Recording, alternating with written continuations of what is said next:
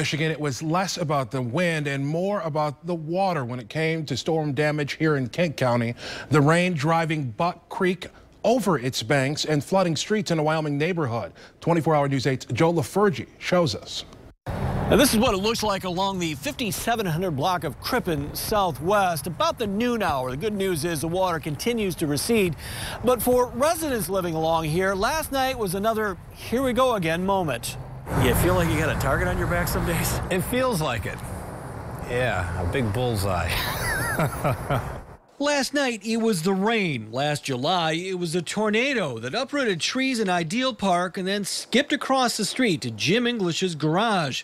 And the reminders remain today. My contractor is slowly working on it.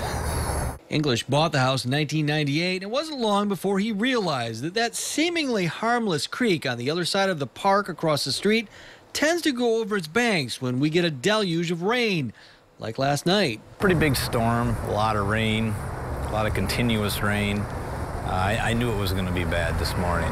And it was, at least for a while today. Add through flooded streets to the postal carrier's motto.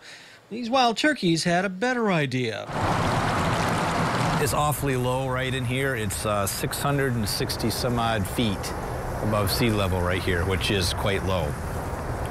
And the creek, being a watershed for this whole area, causes problems.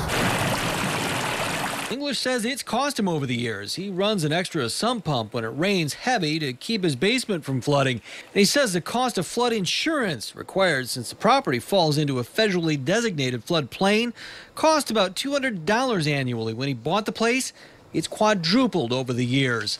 Some residents are blaming large debris like tree limbs knocked into the creek during the tornado last year for this flood. Wyoming officials tell us they checked for those obstructions last night and didn't find any problems. It was simply too much water too quick. Some good news here. None of the residents had to be evacuated because of the flooding this time around. In Wyoming, Joe LaFurgey, 24-hour News 8.